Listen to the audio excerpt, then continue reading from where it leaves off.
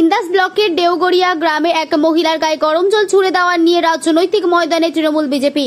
আজ ইন্দাসের বিজেপি থানা ঘেরাও কর্মসূচিতে বক্তব্য রাখতে গিয়ে বিষ্ণুপুর লোকসভা কেন্দ্রের বিজেপি প্রার্থী সৌমিত্র খা বলেন, যেভাবে গতকাল রাতে এক মহিলার ওপর গরম জল ছুড়ে দেওয়া হয়েছিল, তার স্বামীকে বন্ধ করার জন্য খুনি হামিদ আর তৃণমূলের দালাল বকুল তারা গিয়ে মহিলাকে ভয় দেখিয়েছে, তার স্বামীকে ভয় দেখিয়েছে, তাদের গ্রাম ছাড়া করে দেবে বিজেপি করে বলে এবং সব জায়গায় হুমকি দিচ্ছে।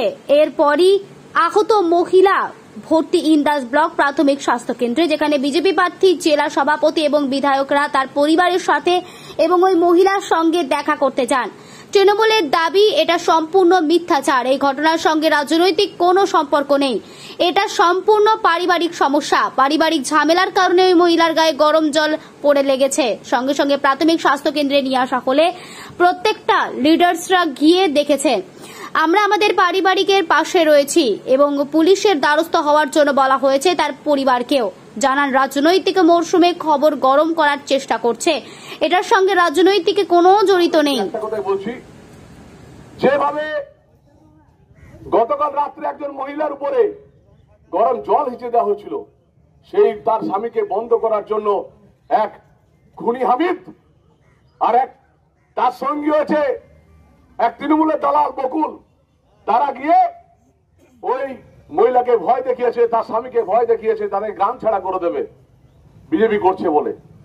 আর প্রত্যেকটা দিন আমরুলের, কখনো আমরুল, কখনো শাসপুর, সব জায়গায় গিয়ে হুমকি দিচ্ছে। আমাদের কাছে খুব পরিষ্কার, আমরা ভারতীয় জনতা পার্টি করি, আমরা শান্তি শৃঙ্খলা পার্টি করি। এখান থেকে ইন্দাস বিধানসভা থেকে আর বিষ্ণুপুর লোকসভা থেকে আমরা 3 লক্ষ ভোটেও জিতবো, কারণ আমরা মানুষের কোনো অসুবিধা করিনি।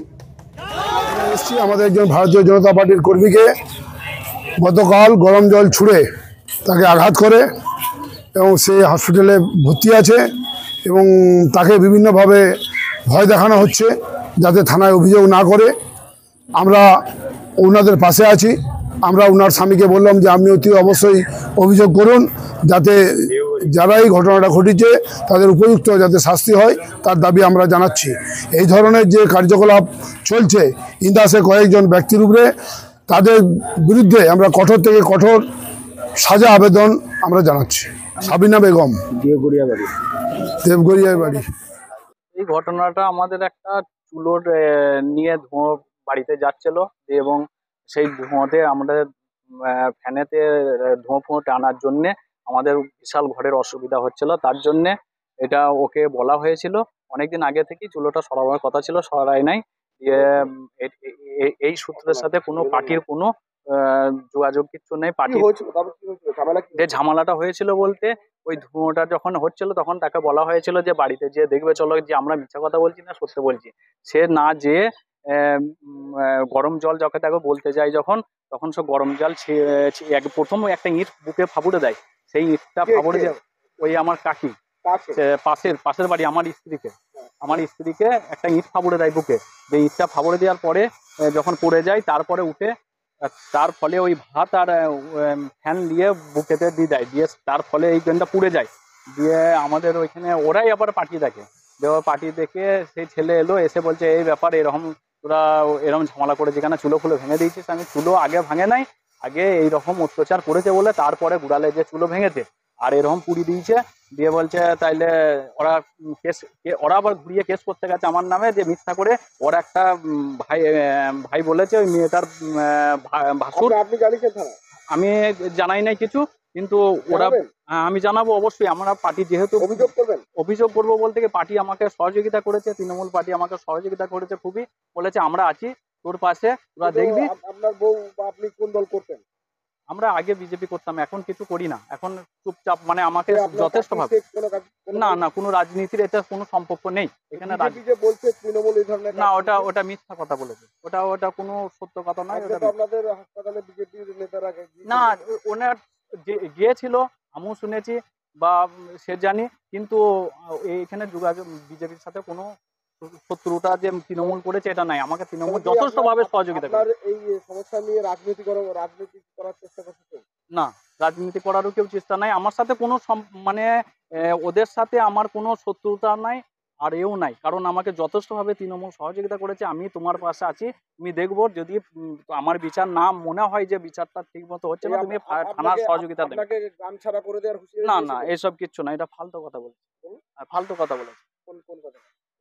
যে গ্রাম তৃণমূল যদি মিথ্যা কথা বলেছে যে এরকম তুমি গ্রাম ছাড়া হুঁশিয়ারি করবো ভয় দেখিয়ে, এইসব কিচ্ছু নয়। কেন বিজেপি মিথ্যা কথা বলেছে, এরকম আমি বলিও নাই, আমার স্ত্রীও বলে না। আর আপনাকেও কেউ বলে? না, আমাকেও কেউ বলে না। আপনার নাম? আমার নাম শেখ মহিদুল ইসলাম। আমি এটা পারিবারিক ব্যাপার। এখন এটা একটা মিথ্যাচার, প্রথম কথা। এটার সাথে রাজনীতিগত কোনো সম্পর্ক নেই। তবে মেটারটা আমি জানি বা শুনেছি, শুনে আমি গিয়েও ছিলাম। এটা পারিবারিক মেটার। ওদের নিজেদের ভাই ভাদের মধ্যে জায়গার সমস্যা নিয়ে সমস্যাটা তৈরি হয়েছে, তারপর গরম জল ছুঁড়ে দিয়েছে এবং সাবিনা বলে একটা মেয়ে আহত হয়েছে। সঙ্গে সঙ্গে যথারীতি আমাদের প্রাথমিক স্বাস্থ্য কেন্দ্রে নিয়ে এসেছে। আমরা লিডারশিপরা, প্রত্যেকটা লিডারশিপে আমরা গিয়েছি, দেখেছি, পাশে আছি, পরিবারের পাশে, এবং ওকে বলেওছি যে ও পুলিশের যাতে দ্বারস্থ হয়। এটার সাথে কোনো রাজনীতিগত সম্পর্ক নয়। আর ও যেটা বলেছে, ও বিজেপি টিজেপি করে না। ওই গ্রামে আমাদের শক্ত ঘাঁটি, ওখানে প্রায় আমাদের 600-র বেশি ভোটে লিড হয়।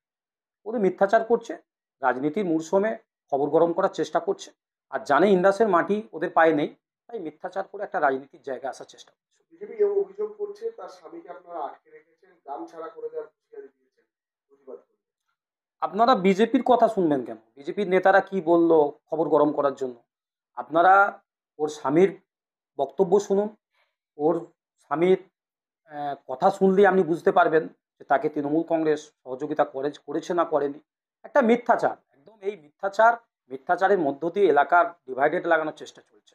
এটা কোনো রাজনীতির সম্পর্ক নেই। আপনি ওদের বক্তব্য নেন, বক্তব্য নিলেই বুঝতে পারবেন এটার সাথে রাজনীতির কোনো সম্পর্ক নেই। ওরা বুঝতে পারছে ইন্দাসের মাটি ওদের নেই, তার জন্য একটা মিথ্যাচার করছে।